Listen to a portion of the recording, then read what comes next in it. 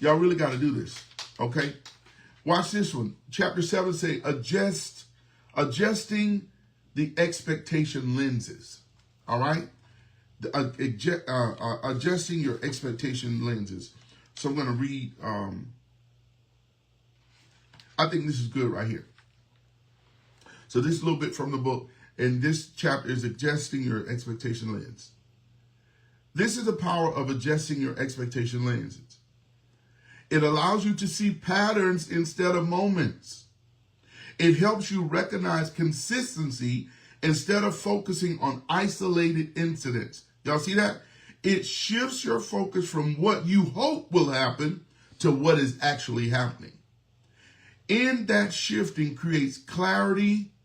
Many frustrations in relationships come to a halt because you no longer ignore the patterns that you saw and hold on to them with hope.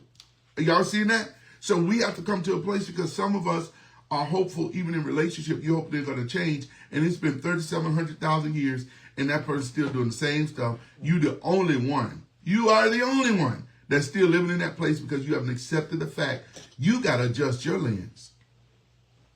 You're the ones. Watch this. But patterns reveal truth, not word, not promises, not potential, but patterns. Patterns reveal truth. So anything, and I've learned this, anything an individual does consistency, that's who they are. Right? I don't have to think about being late. If that's who I am, that's what I'm going to do. I don't have to concentrate, ooh, I'm going to be late. No, that's a part of my makeup, right? If I'm a person that's on time, I'm conscious and I'm partial to that because that's what I hold as value, right? And here's a hard statement that we don't understand, but it's the truth. All this in the book. Chicken is a doggone chicken. You need to get this. What really happens, this is the thing, y'all, and I'm going to say this is truthful, this is going to be harsh. When we keep putting ourselves in the way of those things, what we're really saying is we're allowing people to abuse and disrespect us, and it's okay. I'm going to let that sit. I remember telling my client, because one time I had a client that was late all the time, and they would laugh and joke about it. And I had to tell them, I said, no, because what's happening is me, it ain't you. Because I'm constantly allowing you to disrespect me in the area of time. Because what you're saying is, you're not important for me to consider that. I'm going to go to the store, I'm going to go shop, and I know you still going to take me. There's no type of repercussions. There's no type of correction of the behavior. We continue to let people do that when boundaries are broken, right? So another chapter, and this is going to be the last one for real, because y'all ain't going to have to buy the book because I'm going to tell you everything, right? But no, there's more in here. So chapter 9 deals with boundaries. When a chicken stays a chicken. And what this has to do is when you come to the fact that you've accepted things and you begin to set boundaries. Some of us don't know how to set clear boundaries. I call them bumpers and boundaries. And the Lord gave me this. I told you all of these things for this book is out of me. The Lord gave me this when I would go bowling. And when we would go bowling, you know, certain people that are not skilled, I'm not one of those people. Shade intended. That was shady. And I meant, yeah, that's a lot of shade I'm throwing. Because it's the truth. I mean, I'm good. I bowl well. I'm sorry if you don't like that. Accept it. A chicken is a chicken. I bowl well. Anyway, but one of the things that I found out, that if you're not a person that bowls well, they have these things. You press a little button. Hey, Tor, I'll be up there in a minute. They put these things on the side. They're called bumpers, and they come up. And what they do for those that are not as advanced or as skilled, they help guide your ball, and hopefully you'll get a strike, right? What it says is, y'all ain't gonna like this, but I'm gonna say it. What it says is your level of maturity when it comes to bowling is not as sharp. So we're gonna help you. We're gonna give you aid until you get to that place, right? So what does it mean? Bumpers and boundaries are when you set lines. You give like areas, and you tell people, you have to tell people and be clear. Hey, I can go out and eat with you, but everybody gonna bring their own money. And I'm gonna tell you right now, People do not like boundaries. People don't like boundaries. They don't want to respect your boundaries. Well, I'll say people that are not wanting to be grafted in your community, right? We have different shelves. I ain't even going on the shelf life, y'all. I'm working on another book. It's called Shelf Life because it's talking about the ranking of friends and the hard truth that we don't like to, admit. Everybody ain't in your close circle. I forgot I had this thing hanging on this. Does that make sense? We want them to be there, but everybody's not in your close circle. So when you set boundaries, first of all, real quick, I'm going to give you a quick lesson on setting boundaries. First, you have to understand what boundaries are necessary in your life. So that means you have to come to a clear, concise, what I want to say, understanding of what boundary you need in your life. In order to do that, you have to understand how you're wired. You have to understand how you're working, how you work with different things before you can set boundaries. You can't give a boundary for somebody else when you don't understand the boundary for yourself, right?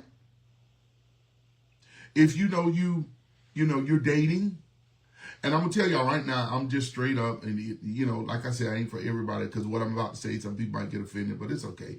Go to another channel. I love you still. If you freaky, like late in the evening, you trying to date and you get a little freaky, you get a little anxious, you know what I mean? You get a little expressive, then you need to set a boundary for yourself before you can set a boundary for a mister. And likewise with brothers, okay? So what I'm going to do, my boundary for me, I don't go out dates after 12. After 12, I'm going back home, right? So I set that boundary for me, right? Why? Because I know what's housed in me. So now when I interact with somebody or I'm bringing somebody into my community, the bumpers and boundaries I'm going to set is, hey, yeah, I'm really feeling your company. I'm really enjoying you, but I don't hang out after 12. Is that going to be a problem with you? Are y'all seeing how that works? I'm making clear the boundary. And what does it do with the person? That individual now understand because of that boundary, because of that clear expectation, she can now make the decision if I want to participate in the gathering of who you are. Does that make sense? Because they're like, oh no, you too much. That's too much. And it's not that you're too much. It's too much for them because they're. I was gonna say that, but I ain't gonna say that because people gonna think I'm on the worldly thing. But the world folk would say they vibrating at a low vibration. But no, people sometimes because you have hosts. Here's the thing. A boundary is a boundary is a boundary. I don't care how I don't like it. If that's your boundary, that's what I have to. If I want to interact with you, that's your boundary. Marlena, I call her Marlena. She's on here. And when you go to Marlena's house, you got to take your shoes off and put on some socks. She give you socks. I don't care how I don't like that. And I'm saying that, y'all, she going to get a kick out of this because I don't like to take my shoes off. When I went to her house, I took my shoes off and I put them socks on. Why? Because if I wanted to go in her house, that's what I had to do. And I think sometimes we become expressive in areas that nobody wants to hear your expression. I'm going to say that again for the people in the back of the chat. We think it's okay for us to be expressive and nobody don't want your expression, right? You either comply or you don't. It says that if I want to have fellowship with you, these are the things because these are the boundaries I have set. Either you comply or you don't. I don't care how you don't like that the hotel say checkout is at 12 or 11, some of them 11:30, 12. I don't care how you don't like that. Man, that's stupid. Checkout time should be at 2. And somebody like, checkout time should be at 5. I don't care how you don't like it. When they say checkout time, you better get your hips up out of that place or you're going to have another charge on there. So watch this, when you go beyond a boundary that has been set by an individual, somebody say put some Bible on it. When you go beyond a boundary that has been set by an individual, you have now sinned. It's called, somebody, wait, hold on now, sir. Hold on, how I'm sinning now? You have sinned. Yeah, we don't like to own up to that. You know what it's called? It's called a trespassing. I'm going to let that sit. Because somebody like, oh, no. Yeah. When a brother or a sister has asked you to do something and you don't comply and you go beyond that boundary that they have set, you are now in sin. It is an offense because you have trespassed. I don't have time to teach that. That's a whole different teaching. Sin is the category, right? Forgive us of our sins.